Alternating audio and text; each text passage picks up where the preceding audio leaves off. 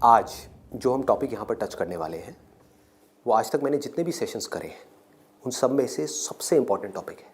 वो है how to choose your career. कि जो पेरेंट्स हमसे एक्सपेक्ट करते हैं कुछ हद तक वो एक्सपेक्टेशंस भी पूरी हो जाए और जो हम करना चाहते हैं वो भी हम कर सकें और आगे फाइनेंशियली ग्रो करने की जो पॉसिबिलिटीज़ हैं वो इनफाइनाइट हो। इससे पहले कि मैं आप लोगों को बताऊं कि ये चीज़ कैसे होगी या हमको क्या करना है, इसके लिए मैं आप लोगों से जानना चाहूँगा आप लोग अपना करियर कैसे चूज़ करते हैं। सर, हम करियर चूज करते हैं जो हमारे पेरेंट्स आपस में सोचते हैं, जो बनना चाहते हैं वो सोचते हैं कि इसमें हमारा चिल्ड्रन फाइनेंशियली सही सक्सेसफुल हो सकता है और हो सकता है वो हमारे दिमाग में पहले से बचपन से सेट कर देते हैं कि आपको ये बनना है। और हम छोटे होते हैं तो हम सोचते हैं कि यही हमारे लिए अच्छा ऑप्शन होगा, इसमें सक्सेसफुल हो सकते हैं। फिर वो बच्चे वही करने लग जाते हैं और फिर ये 90% बच्चे इससे चुनते हैं। मोस्टली क्या होता है कि फ्रेंड सर्कल के दबाव में आकर लोग भेड़ चाल में आकर कर लेते हैं, फ्रेंड ये करना तो हम भी ये करते हैं। सर बेसिकली जो होता है वो पेरेंट्स हमारे बोलते हैं कि 2 साल पहले उसने वो करा था, आज वो सक्सेस है। वो जो है तेरे बड़े भैया जो है वो आज यूएस में बैठे हैं, ये जॉब कर रहे हैं। तो बेसिकली ये कहते हैं कि तू भी ये कर ले, तू भी उसकी तरह स्टैंड हो जा। कोई इंटरेस्ट के बारे में बात नहीं करता कि हमारा इंटरेस्ट किसमें है किसमें नहीं है। सर वो पेरेंट्स जब हमसे पूछते हैं कि आप ये नहीं करना वो नहीं करना तो बताओ क्या करना है, तो सर कई बार ये भी होता है कि हमारे पास ये जवाब नहीं होता, हम क्या करें, हमें यही नहीं पता होता।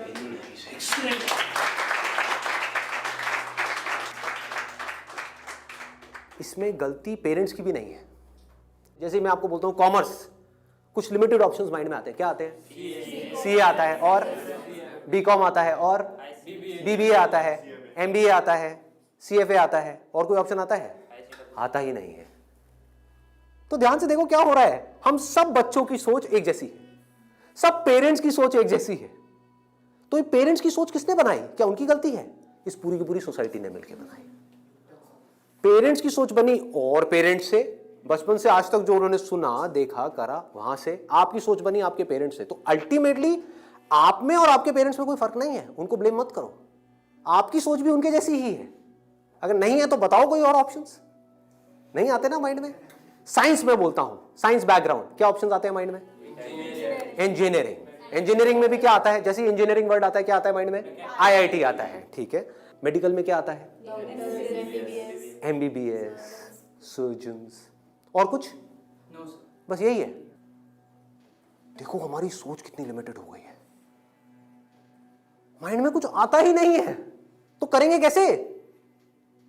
आपके माइंड में कुछ आएगा तभी तो वो चीज होगी। अगर माइंड में हिमालय नाम का पहाड़ होगा तभी तो उस पर चढ़ोगे। माइंड में हिमालय है ही नहीं तो कैसे चढ़ोगे? वहां तक जाना तो बहुत दूर की बात है। क्या करोगे? तो क्या होगा आपके साथ में? वही जो उन सब लोगों के साथ में हो रहा है जिनकी सोच ऐसी है।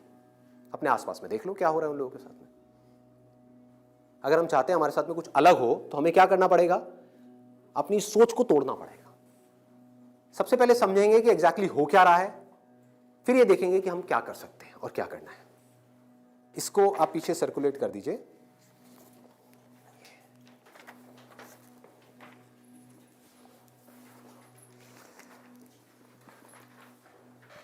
इसमें लिखा है how to choose a career. अच्छा, पढ़ाई में हमको आगे बढ़ने के लिए मान लो जैसे मैंने बोला साइंस बैकग्राउंड, तो माइंड में क्या आया? इंजीनियरिंग आया, इंजीनियरिंग से आईआईटी आया, आईआईटी से कोटा आया, या और ये जो तैयारी वाले इंस्टीट्यूट्स हैं वो आए, वहाँ पर जाओ, जा करके तैयारी करो, यही सब होता है। तो अब अगर आपको इस रास्ते पे सक्सेसफुल होना है कि मतलब आपको आईआईटी में पहुँचना है, आईआईएम्स में पहुँचना है, मेडिकल में टॉप कॉलेज में पहुँचना है, तो क्या चाहिए? हार्डवर्क से काम हो जाएगा। आराम से सोचो, आराम से सोचो। ये जो सोच है ना हमारी वो बड़ी खतरनाक बनी हुई है। उसी सोच पे क्वेश्चन मार्क लगाना है। हार्डवर्क सबसे ज्यादा कौन करता है? एक रिक्शे वाला, लेबरर सक्सेसफुल हो जाता है वो।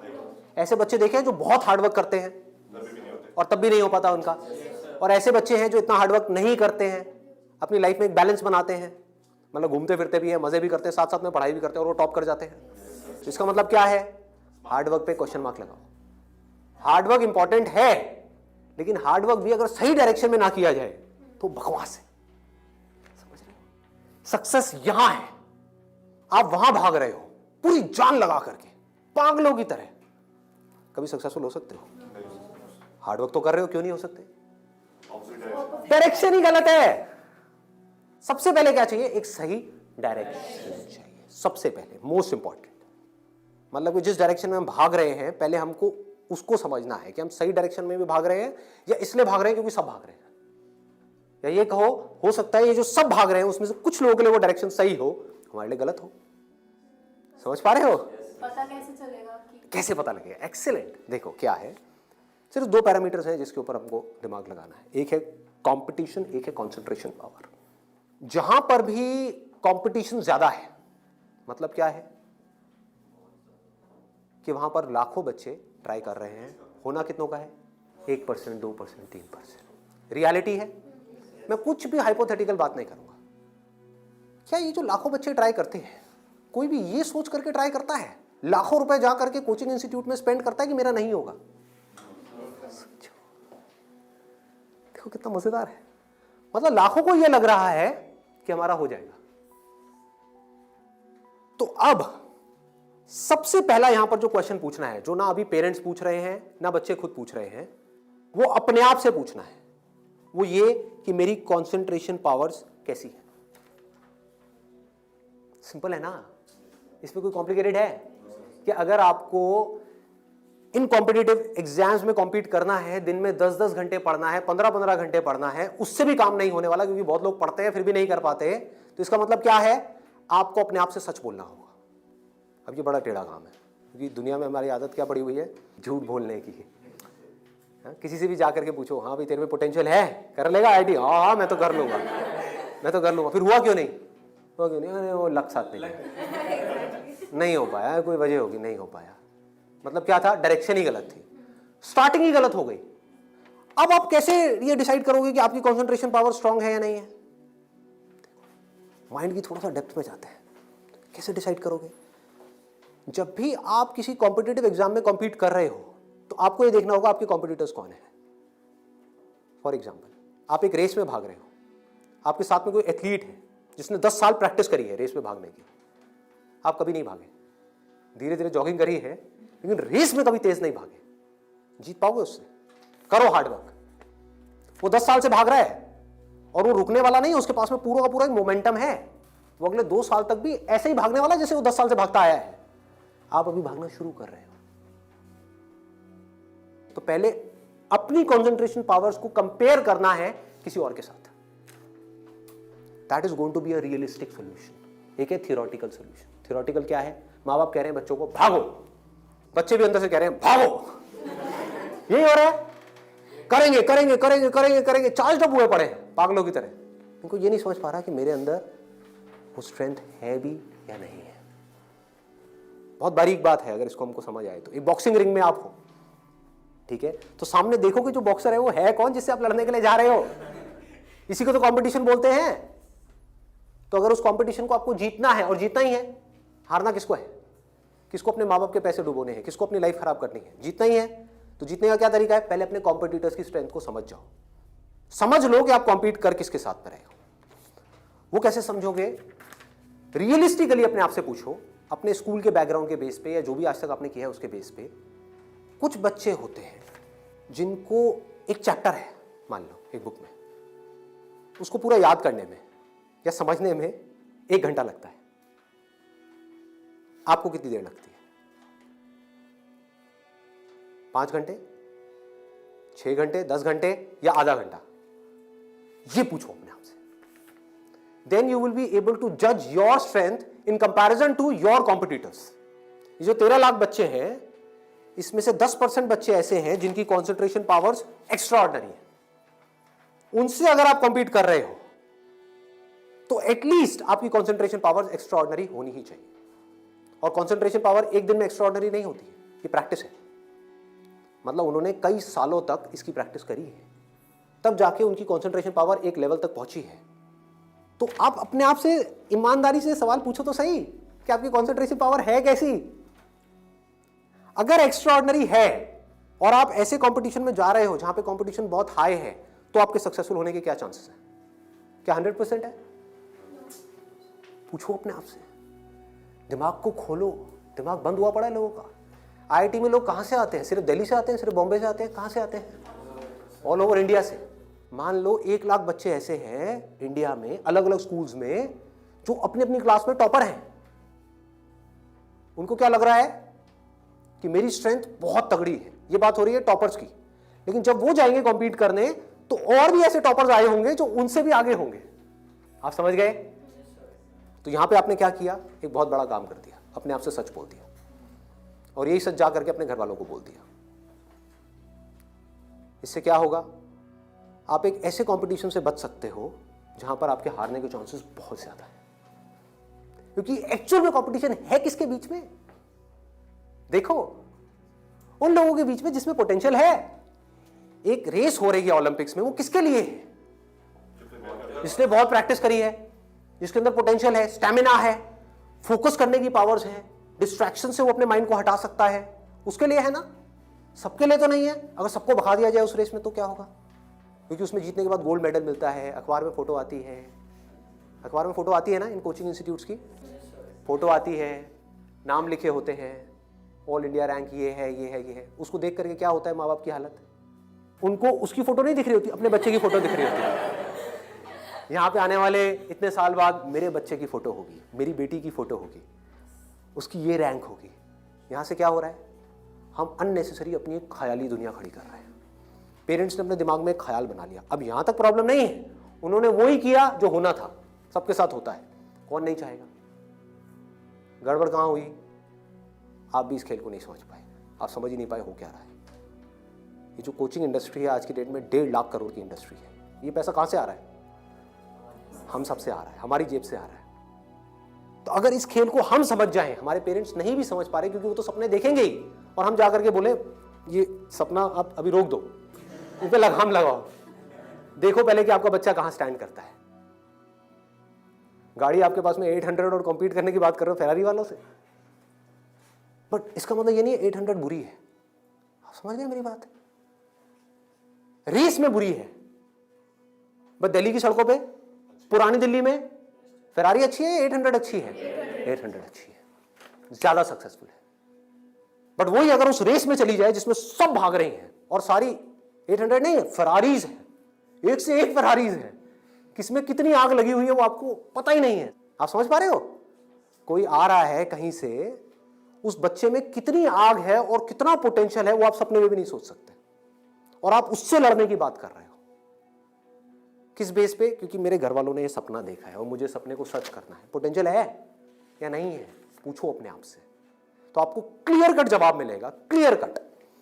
10% लोग ऐसे होते हैं जिनमें एक्चुअल में पोटेंशियल है इन एग्जाम्स में कॉम्पीट करने का। तो if you are there in that top 10% category, तो अब आपका हार्डवर्क यहां पे काम आने वाला है। Depending upon your hard work, बशर्ते आपके अंदर पोटेंशियल हो। फॉर एग्जाम्पल फेरारीज की रेस हो रही है, उसमें आपने पूरी जान लगा दी, एक सेकंड के लिए भी डिस्ट्रैक्ट नहीं हुए। ठीक है, डिस्ट्रैक्ट होने में 1 सेकंड लगता है। डिस्ट्रैक्शंस वाला मेरा सेशन है पावर ऑफ फोकस, वो देखा होगा आप लोगों ने। बहुत तरह की डिस्ट्रैक्शंस है। मान लो आप हो तो फेरारी, लेकिन डिस्ट्रैक्ट हो गए, रुक गए, रेस यहां हो रही है, आप यहां चले गए, आउट है कि नहीं? तो आपको पूरी तरह से फोकस्ड रहना पड़ेगा, हार्डवर्क करना होगा, डेडिकेशन चाहिए, डिजायर चाहिए, सब कुछ चाहिए। लेकिन सबसे पहले क्या चाहिए? इंजन में दम होना चाहिए, अंदर वो पोटेंशियल होना चाहिए, एक्स्ट्रा ऑर्डिनरी कॉन्सेंट्रेशन पावर्स होनी चाहिए। ये बात हमको समझ क्यों नहीं आ रही है? अब क्यों चाहिए कॉन्सेंट्रेशन पावर्स? कभी सोचा है? 2 तरह के काम है इस दुनिया में, एक वो जिसमें हमारा इंटरेस्ट है, दूसरा वो जिसमें इंटरेस्ट नहीं है। जहां इंटरेस्ट नहीं है वहां पर कॉन्सेंट्रेशन पावर्स का स्ट्रांग होना बहुत जरूरी है, जहां है वहां पर नहीं है, क्योंकि वहां तो ध्यान लग जाता है। वीडियो गेम खेलने के लिए कॉन्सेंट्रेशन पावर चाहिए क्या? क्यों? क्यों? इंटरेस्ट है तो वहां पर कॉन्सेंट्रेशन हो जाता है, खेलने में कॉन्सेंट्रेशन हो जाता है, और बहुत सारी चीजों में कॉन्सेंट्रेशन हो जाता है। पढ़ाई में हमें कॉन्सेंट्रेट करना पड़ता है, और चाहिए ही चाहिए, क्योंकि पढ़ाई में 99.99% लोगों का इंटरेस्ट नहीं होता। तो कैसे पढ़ाई में क्रैक कर पाएंगे? तब जब अपने ध्यान को ऐसी जगह पे रोकना आता हो जहां पे हमारा इंटरेस्ट नहीं है।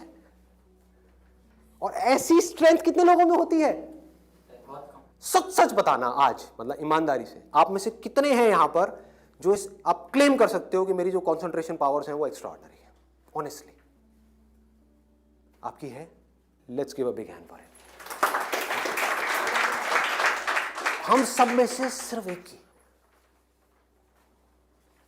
और ट्राई कौन करते हैं? सब करते हैं।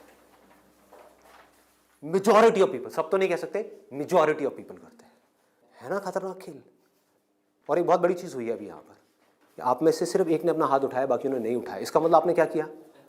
सच बोल दिया, एक्सेप्ट कर लिया। अगर अपने घर पे भी एक्सेप्ट कर लो तो क्या होगा? खेल शुरू होने से पहले ही खत्म हो जाएगा। अगर ये मेजॉरिटी ऑफ बच्चों को समझ आ जाए, इंडिया में लाखों बच्चे मेरी वीडियोस देखते हैं, उनको ये समझ आ जाए और वो अपने आप से सच बोल दें, अपना हाथ ऊपर ना करें, अपने घर पे जाकर के बोल दें मेरी कंसंट्रेशन पावर एक्स्ट्रा ऑर्डिनरी नहीं है। हाँ, मेरी क्लास में कुछ 4 बच्चे हैं, उनकी है, वो भी कॉम्पीट करने जा रहे हैं, उनको करने दो। मुझे नहीं लगता कि मैं जीत पाऊंगा इस खेल में। हाँ, कुछ और ऐसे खेल हैं जहां पर मैं फाड़ दूंगा। तो क्या होगा? अब क्या आपके पेरेंट्स भेजेंगे आपको? पहले ही बोल दो, आपने भेजना है भेज दो, लेकिन आपका पैसा डूबेगा। 5 लाख डुबोने हैं, डुबो दो। भेजना है भेज दो, मुझे पता है मेरा नहीं हो पाएगा। ये झूठ है, ये नेगेटिव थिंकिंग है, या ये रियलिस्टिक थिंकिंग है? समझो, realistic thinking, that is the biggest thing जो हमको समझना है। पॉजिटिव थिंकिंग का लोग मतलब क्या निकालते हैं कि मेरे पास में मारुति 800 है और मैं ये एक्सेप्ट ही ना करूं कि मेरे पास में मारुति 800 है, मैं अपना ख्याल बना लूं कि मेरे पास में फेरारी है और जाकर के कॉम्पीट करूं ऐसे लोगों के साथ में जिनके पास में एक्चुअल में फेरारी है। फर्क पता लग रहा है? और ऊपर से अपने आप को पॉजिटिवली अंदर से मोटिवेट करता रहूं। घर वाले भी मुझे रोज फोन करके, नहीं बेटा तू कर सकता है, कर सकता है, कर सकता। रियलिटी को देखो ही ना, अपनी स्ट्रेंथ को देखो ही ना, अपनी आंखें बंद कर लो, सच बोलो अपने आप से। जीत सकते हो तो लड़ो, नहीं जीत सकते तो कोई ऐसी जगह पे जाओ जहां पे आप जीत सकते हो, या बेटर स्टिल जहां पे कोई कंपटीशन ही ना हो। आगे बढ़ते हैं। दूसरा क्या है? ये तो हो गई पहली कैटेगरी, एक्स्ट्रा ऑर्डिनरी, जो यहां पर अभी कोई भी नहीं मिला, सिर्फ एक मिला है। दूसरा है ऑर्डिनरी। 90% लोग एक क्लास में, 90% स्टूडेंट्स इंडिया में वो इस सेगमेंट में आते हैं। अब मजे की बात क्या है, ये जो कोचिंग इंस्टीट्यूट्स हैं, इनकी दुकानें कैसे बच्चों से चल रही है? ऐसे बच्चों से। कुछ रोल मॉडल्स दिखा करके, देखो हमारे इंस्टीट्यूट से ये है, उन्होंने ये कर दिया, जनता को लेकर के आएंगे। जितनी ज्यादा भीड़ आ जाए उतना अच्छा। तो इस पूरी प्रॉब्लम को अगर सॉल्व करना है तो कौन करेगा? एक स्टूडेंट ही कर सकता है। आप चाहो तो स्टैंड ले सकते हो। स्टैंड मतलब क्या? सच बोल दो। ऑर्डिनरी लोग 90% ये कहां जा रहे हैं? हाईली कॉम्पिटिटिव फील्ड्स में जा रहे हैं। क्यों जा रहे हैं? क्योंकि सब जा रहे हैं, क्योंकि उन्हें लग रहा है कि मेरा हो जाएगा। मैं ये नहीं कह रहा कि अगर आप ऑर्डिनरी हो और एक हाई कॉम्पिटिशन वाली फील्ड में जा रहे हो तो आपका नहीं होगा। I am not saying that the possibility is 0%, I am saying possibility is 1%। Genuine है, वो भी तब है अगर आप मेहनत करो तो। अगर वहां जाकर के मेहनत ही ना करो तब तो बिल्कुल नहीं होगा। अगर आप बहुत मेहनत करो तो 1%। क्योंकि मैं हिम्मत नहीं तोड़ूंगा ऐसे लोगों की। लाखों ऐसे स्टूडेंट्स हैं जो आज की डेट में ऐसा कर रहे हैं। बट ये वीडियो मैं सिर्फ अभी करंट सिचुएशन के लिए नहीं बना रहा, मैं आगे तक देख रहा हूँ। आने वाले 20 साल, 50 साल, 100 साल आगे तक देख करके चल रहा हूँ कि इंडिया की प्रॉब्लम्स का अगर हमको सोल्यूशन निकालना है, अनएम्प्लॉयमेंट का सोल्यूशन निकालना है, डिप्रेशन का सोल्यूशन निकालना है, तो वो सोल्यूशन क्या है? मेरी सोच वहां पर चल रही है। इसकी वजह से होगा क्या? अभी जो ऑलरेडी ऐसे ऑर्डिनरी स्टूडेंट्स हैं और वो ऐसी जगह पे चले गए हैं, तो उनकी हिम्मत टूट जाएगी इस वीडियो को देख करके। तो मैं उनको क्या कहूँगा? उम्मीद है, लगा दो जान।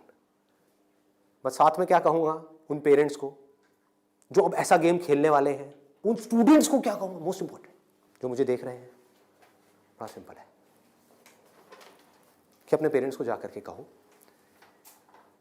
मुझे नहीं लगता कि मेरे में पोटेंशियल है, मुझे नहीं लगता कि मैं कर पाऊंगा। हाँ, 1% चांस है।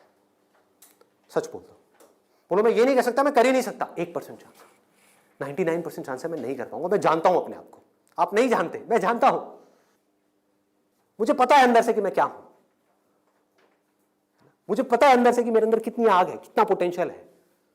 मैं अपने दोस्तों के साथ में बैठ के पढ़ा हूं, मुझे पता है अंदर से कि मैं क्या हूं। तो आप क्या कहोगे? सच बोलोगे अपने घर वालों को जाके कि देखो अगर आप मुझे 2 साल तक की कोचिंग कराओगे, उसमें मान लो ₹1,00,000 साल की फीस हो गई, प्लस रहना खाना पीना what ever it is, total मान लो 2 साल में कितना खर्चा आया? 4-5 लाख रुपए। 5 लाख मान लेते हैं। तो आप बोलोगे अपने घर वालों को जाकर के, अगर अभी भी ये सब सुनने के बाद भी आप कहते हो कोई बात नहीं बेटा 1% चांस है तू कर ले, तो मैं आपको एक बेटर ऑप्शन देता हूं प्रैक्टिकल रियलिटी के बेस पे। यहां पे अगर आपके पेरेंट्स आपके ऊपर दाव लगाते हैं, जीतने के चांसेस क्या है पेरेंट्स के 1:100, इससे बेटर ऑप्शन क्या है? गोवा जाओ। Seriously, I am serious about it, मजाक नहीं कर रहा। गोवा जाओ, वहां पे कैसीनोज हैं, वहां पे अगर आप 5 लाख रुपए लगाते हो, एक रूले करके गेम है, पता है आप लोगों को? सारे जुआरी हैं क्या यहाँ पे? रूले गेम है जिसमें एक बॉल घुमाते हैं, 36 नंबर होते हैं और एक 0 होता है। वहां पे अगर आप 1 नंबर पे पैसा लगाते हो और वो नंबर आ जाता है तो 1 रुपए आपका बन जाता है 36 रुपए। जीतने की प्रोबेबिलिटी क्या है? 1:37। यहां पर क्या है? 1:100। वहां पर क्या है? 1:37, मतलब इससे डबल से भी ज्यादा है। तो अपने पेरेंट्स को सजेशन दो कि जुआ खेलना ही है तो ये बेटर ऑप्शन है, खेलते हैं ना। मेरी जिंदगी क्यों दांव पे लगा रहे हो? मुझे तो बचने दो। अरे खेलना है तो मिलके खेलते हैं। जाओ अपने पेरेंट्स के साथ में, उनको गोवा लेकर के जाओ, अपनी पार्टी करना, और एक दिन जाना ले आकर के 5 लाख रुपए एक टेबल पे रख देना। अगर वो नंबर आ गया तो कोई भी नंबर चूज कर लो। आपके पेरेंट्स चाहते हैं आप नंबर 1 पे आओ, ऑल ओवर इंडिया में आपकी नंबर 1 रैंक आए, तो 1 नंबर पे पैसा लगाओ जुए में। वहां भी 1 नंबर पे पैसा लगा रहे हैं, यहां भी 1 नंबर पे पैसा लगाओ। अगर वो 1 नंबर आ गया तो कितना मिलेगा 5 लाख का? 1,80,00,000। 1,80,00,000 उसको उठा करके बैंक में FD कराओ। कितना इंटरेस्ट आएगा? 12% तो अब टाइम गया। आप मान लो टैक्स वैक्स काट के 7-8% भी आ गया आपके हाथ में। महीने का 1,00,000 रुपए, साल का 12 लाख रुपए। सोचो क्या ये प्रैक्टिकल है या नहीं है? जो बात मैंने बोली है थियोरेटिकल है या प्रैक्टिकल है? वहां भी जुआ है, यहां भी जुआ है। आप भी बोल रहे हो हाँ शायद मेरा हो जाएगा, पेरेंट्स भी कह रहे हैं हाँ शायद इसका हो जाएगा। प्रोबेबिलिटी हमारे सामने है, आपके होने की जो प्रोबेबिलिटी है वो हमारे सामने है। हाँ अगर आप एक्स्ट्रा ऑर्डिनरी में हो तो बात अलग है, मैं उसकी बात नहीं कर रहा। वहां पर आ गई 10% से 100%, तो वहां पर जुए का कोई कंपैरिजन नहीं है, ठीक है ना। बट अगर आप ऑर्डिनरी में हो और वहां पर जाकर के आप कॉम्पीट कर रहे हो, इससे बेटर ऑप्शन है जुआ। अगर घर वाले कहेंगे पैसा डूब गया तो जुए में, तो बोलो वो तो यहां भी डूब रहा है। हाँ? यहां भी तो डूब रहा है। फर्क क्या है? इसको बोलते हैं एक रियलिटी के बेस पर समझ करके सोच करके लिया हुआ डिसीजन। तो अब तीसरा ऑप्शन क्या है हमारे पास में? कोई ऐसा करियर चूज करो, देखो कितना मजेदार है, जहां पे आपको कंसंट्रेशन पावर की जरूरत ही ना हो, not required. If you love singing, concentration power चाहिए क्या? नहीं चाहिए, हो जाएगा। किसी खेलने में इंटरेस्ट है तो वहां पे कंसंट्रेशन पावर बहुत स्ट्रांग चाहिए क्या? हो जाएगा, घंटों तक हो जाएगा। एक है कंसंट्रेट करना पड़ता है, एक है कंसंट्रेशन हो जाता है, दोनों में बहुत फर्क है। इंटरेस्टिंग है तो कंसंट्रेशन हो जाता है, इंटरेस्टिंग नहीं है बोरिंग है तो कंसंट्रेट करना पड़ता है, फिर चाहे वो पढ़ाई हो चाहे जॉब हो। ये छोटी सी सोच चाहिए, समझ चाहिए। अब यहां पे क्या चलेगा? इन फील्ड्स में कंपटीशन क्या है? आर्ट हो गया, स्पोर्ट्स हो गया, कोई भी क्रिएटिव फील्ड हो गई, वहां पर कंपटीशन क्या है? बहुत ज्यादा है उन लोगों के लिए जो मीडियोकर है। लेकिन अगर आपके अंदर टैलेंट है, कोई कंपटीशन नहीं है, क्योंकि दोनों को आपस में कंपैरिजन किया ही नहीं जा सकता, कोई नंबर्स नहीं है ना। ध्यान से समझो, जैसे आप किसी एग्जाम में जाते हो तो एक कंपेयर किया जा सकता है आपको किसी से, क्योंकि आपके आए 90%, किसी और के आए 99%, तो कंपैरिजन है। टैलेंट में क्या है? आपके अंदर एक तरह का टैलेंट है, किसी और के अंदर और कोई तरह का टैलेंट है। आप जो कर सकते हो वो नहीं कर सकता, वो जो कर सकता है वो नहीं कर सकता। एक सिंगर है उसकी अलग तरह की आवाज है, कोई और सिंगर है उसकी अलग तरह की आवाज है। अब यहां पे भी एक छोटा सा प्रॉब्लम है।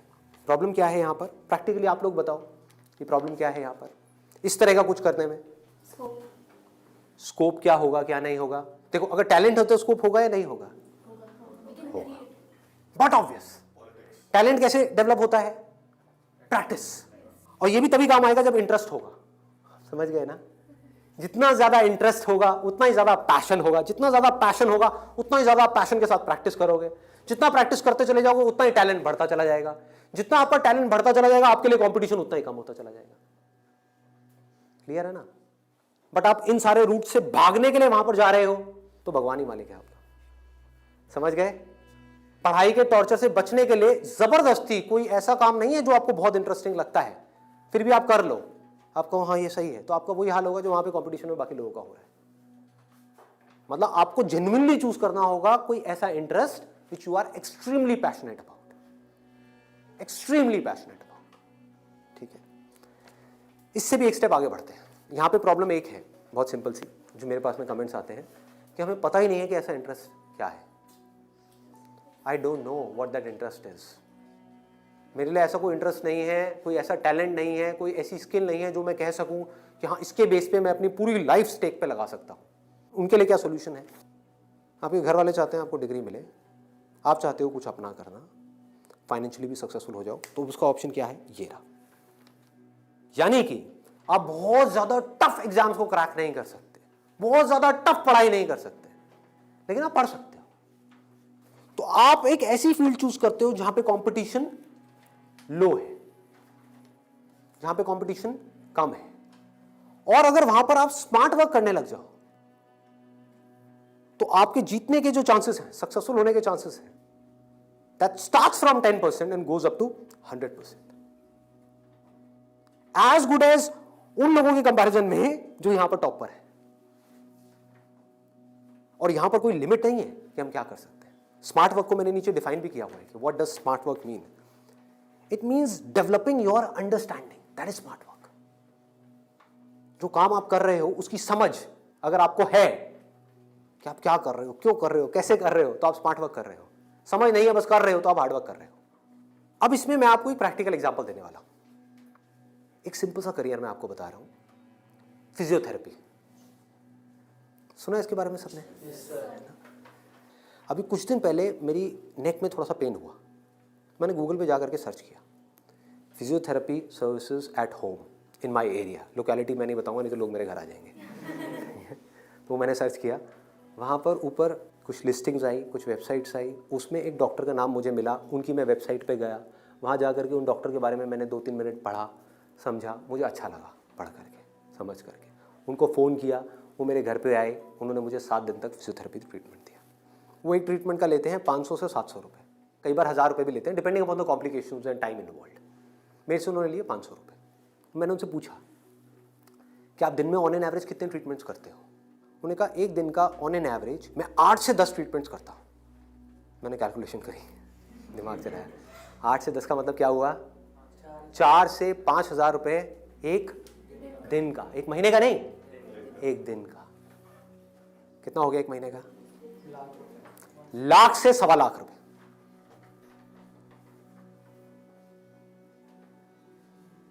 अभी उनको 4 साल हुए अपनी फिजियोथेरेपी करे हुए, ये नहीं है कि 40 साल हो गए, 4 साल। समझ रहे हो क्या किया उन्होंने, कैसे किया उन्होंने? वो सब आ जाता है स्मार्ट वर्क के अंदर। उन्होंने हार्ड वर्क नहीं किया, स्मार्ट वर्क किया। ज्यादातर लोग क्या करते हैं, एक हाईली कॉम्पिटिटिव फील्ड के अंदर जाकर के कॉम्पीट करते हैं, वहां होता है नहीं, जाकर के किसी लोकल कॉलेज में फंस जाते हैं, वहां से निकल करके जॉब के लिए धक्के खाते हैं। इसके आगे सोच बढ़ ही नहीं पाती है। जॉब नहीं मिल रही तो दुखी हो जाते हैं, उसके बाद में जब बहुत टाइम तक जॉब नहीं मिल रही होती तो जो भी जॉब होती है, जैसी भी जॉब होती है, कर लेते हैं। होता है प्रैक्टिकली ऐसा है? नहीं होता है। पढ़ाई करिए किसी फील्ड में, जॉब कर रहे हैं किसी और फील्ड में, मतलब जो वो पढ़ाई करी वो बेकार हो गई। स्मार्ट वर्क किसे कहते हैं? आप एक फिजियोथेरेपी कॉलेज में गए, कोई टॉप कॉलेज नहीं जहां पे अगेन कंपटीशन है, किसी लोकल कॉलेज से। क्योंकि कोई भी जब फिजियोथेरेपी कराता है तो पूछता नहीं आपने कौन से कॉलेज से किया है। मैंने नहीं पूछा, कोई नहीं पूछता। तो किसी भी कॉलेज से अच्छे से जा करके आप स्टडी करके आ गए, डिग्री लेकर के आ गए, आप कहीं भी जाओगे कभी भी आपको जॉब तो मिल ही जाएगी, जो सुन करके आपके घर वाले कन्विंस हो जाएंगे, कहेंगे हाँ ठीक है, एक बैकअप प्लान तो है। तो एक ऐसा रास्ता जहां पर वर्स्ट केस सिनेरियो में आपको जॉब भी मिल जाए, लेकिन बेस्ट केस सिनेरियो की कोई अपर लिमिट ना हो। अब बात आती है कैसे करोगे आप इस चीज को, इसका स्कोप देखो। कि आने वाले टाइम में अभी जितनी तेजी से मोबाइल, लैपटॉप, कंप्यूटर सब लोग इस तरह भाग रहे हैं, सबके ये प्रॉब्लम्स आनी ही आनी है। बैक में प्रॉब्लम आनी ही आनी है, नेक में प्रॉब्लम आनी ही आनी है, और पता नहीं कितनों को कितनी आनी आ भी रही है। आपके घर में भी जो आपके पेरेंट्स हैं उनको सबको कहीं ना कहीं दर्द होगा। तो आपने पहले तो ये समझा कि हाँ, इसका स्कोप कभी कम नहीं होने वाला, बढ़ने ही वाला है। ठीक है, इसमें कंपटीशन भी बढ़ेगा जब स्कोप ज्यादा है तो, लेकिन किन लोगों के लिए बढ़ेगा? जो हार्ड वर्क कर रहे हैं, लेकिन जो स्मार्ट वर्क को समझ पा रहे हैं वो कुछ भी कर सकते हैं। तो आप क्या कर सकते हो? आपने कहा कि सिर्फ इससे काम नहीं चलने वाला, वो मुझे समझ आ रहा है, जैसे मैंने फिजियोथेरेपी का किया, सिर्फ इससे काम नहीं चलने वाला, तो इसके साथ में कुछ और चीजें भी हैं जो मुझे सीखनी पड़ेंगी। क्या सीखना पड़ेगा? जिसका हो सकता है इससे डायरेक्ट कोई कनेक्शन ना हो। 1 महीने का छोटा सा कहीं से वेबसाइट डेवलपमेंट का कोर्स कर लिया, और ऑनलाइन मार्केटिंग का, कि ऑनलाइन मार्केटिंग कैसे करते हैं। गूगल में जब भी आप कुछ सर्च करते हो तो वहां पे एड्स आती है, उसको बोलते हैं गूगल एडवर्ड्स। ये किस तरह से काम करता है? आपने कहा ऑनलाइन मार्केटिंग मैंने सीख ली, उसके अलावा मुझे अपनी कम्युनिकेशन स्किल्स पे काम करना होगा, क्योंकि अगर मैं कहीं जा रहा हूं, किसी से बात कर रहा हूं और मैं बेवकूफ लग रहा हूं बात करने में, तो कोई मुझे दोबारा क्यों बुलाएगा? तो आपने क्या किया? कम्युनिकेशन स्किल्स का एक कोर्स किया 1 महीने का, उसके अलावा इंग्लिश स्पीकिंग का एक कोर्स किया 6 महीने का या 1 साल का। इस सबसे हो क्या रहा है? आप एज एन इंडिविजुअल बेटर बनते चले जा रहे हो।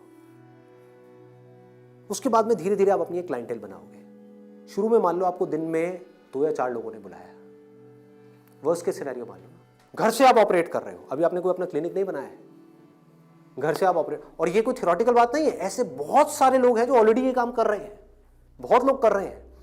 अपने नाम को मल्टीपल वेबसाइट्स में आप लिस्ट कर दोगे, इनको डायरेक्टरीज बोलते हैं, ऑनलाइन डायरेक्टरीज। तो ऑनलाइन सर्च इंजन में कोई भी कुछ भी सर्च करेगा तो कहीं ना कहीं वो आप तक पहुंच जाएगा, चाहे वो एक वेबसाइट के थ्रू पहुंचे, चाहे आपके थ्रू पहुंचे, चाहे ऐड के थ्रू पहुंचे, चाहे कहीं से भी पहुंचे, वो आप तक पहुंचेगा। अगर उनको आपने सेटिस्फाई कर दिया, अपनी बातों से भी, अपने ट्रीटमेंट से भी, ईमानदारी से, जेन्युइनली अच्छा ट्रीटमेंट कर दिया, तो वो क्या करेंगे? लोकेलिटी में रिकमेंड करेंगे, अपने फ्रेंड सर्कल में करेंगे, अपने रिलेटिव्स में करेंगे। तो धीरे धीरे क्या होगा? कुछ महीनों में क्या होगा? यहां पे थोड़ा पेशेंस रखना होगा। ये नहीं है सारा काम 1 दिन में हो जाएगा। आईआईटी में भी आपका एडमिशन होगा तो ये नहीं कि हलवा है वहां से क्लियर करना, 4 साल तक लग करके दिन रात काम तो करना ही पड़ेगा ना, यहां भी करना पड़ेगा। तो आप सीखते जा रहे हो, समझते जा रहे हो, धीरे धीरे आपको कुछ ऐसी टेक्नोलॉजीज के बारे में पता लगेगा, कुछ ऐसे इक्विपमेंट्स के बारे में पता लगेगा। इसमें हजारों तरह के इक्विपमेंट्स हैं, हजारों तरह की चीजें हैं, अलग अलग तरह के ट्रीटमेंट्स के लिए। इतनी बड़ी फील्ड है ये। आप आने वाले टाइम में फिजियोथेरेपी का एक ऐसा क्लिनिक बना सकते हो अपनी सिटी में या कहीं पर भी, जो अपने आप में स्टेट ऑफ द आर्ट हो, मतलब ऐसा जो पूरे इंडिया में ना हो।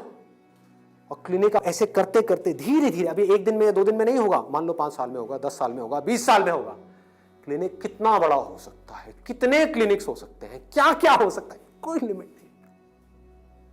अगर कुछ लोग जो मेरी इन बातों को समझ पाए, जो बातें मैं कर रहा हूं, और कुछ ऐसी डायरेक्शन में जा पाए सेंसिबल तरीके से, smartly, not by doing a lot of hard work but by doing smart work, तेजी से आगे बढ़ पाए, तो आने वाले टाइम में यही वो लोग होंगे जो आने वाले टाइम में लोगों के लिए जॉब अपॉर्चुनिटीज क्रिएट करेंगे। अंदर से एक ये फीलिंग होनी चाहिए कि मुझे लोगों की प्रॉब्लम्स को सॉल्व करना है। अगर मैं कर पाया तो मेरी प्रॉब्लम्स तो सारी अपने आप सॉल्व हो जाएंगी, वो लोग करेंगे ना। अगर आपने किसी के दर्द का इलाज कर दिया तो वो आदमी आपको पता है क्या कहेगा? बताओ आपको क्या चाहिए। वो लोग आपके पीछे आएंगे। आपने उनको बोल दिया ना, नहीं मैं आज आपका ट्रीटमेंट नहीं कर रहा, नहीं डॉक्टर साहब आप बताओ कब आओ। मतलब कि अपने आप को अंदर से स्ट्रांग बना लो तो दुनिया भागती हुई आपके पास आएगी। ये एक रास्ता है। एक है अंदर से तो स्ट्रांग बनो मत और दुनिया के पीछे भागते रहो। भैया मेरा कुछ हो सकता है, भैया मेरा कुछ हो सकता है, भैया कहीं लगवा दो, जॉब लगवा दो, भैया ये भैया वो भैया वो। अरे काहे का भैया, समझे? ये एटीट्यूड चाहिए। ढंके की चोट पे आप काम करो। मैंने लाइफ में जो भी काम किया है बिल्कुल एटीट्यूड के साथ किया है। ये मैं कर रहा हूं, आपको चाहिए तो लो, नहीं चाहिए तो आगे बढ़ो। Does not make any difference to me, क्योंकि मैं जो कर रहा हूं आई बिलीव इन इट। मैं कोई भीख नहीं मांग रहा हूं आपसे। और बहुत सारे लोग होते थे जिनको मैं मना कर देता था, जब मैं नहीं कर रहा तुम्हारा शूट, और वो जा करके 4 लोगों को पकड़ के ले आते थे, ये बंदा जेन्युइन है, इसमें दम है ना बोलने का। वो दम कहां से आता है? सोच से आता है। सोच को खोलो, बंद करके इसमें मत रहो, फाड़ दो। और फिर भी रहना है तो आपकी चॉइस है।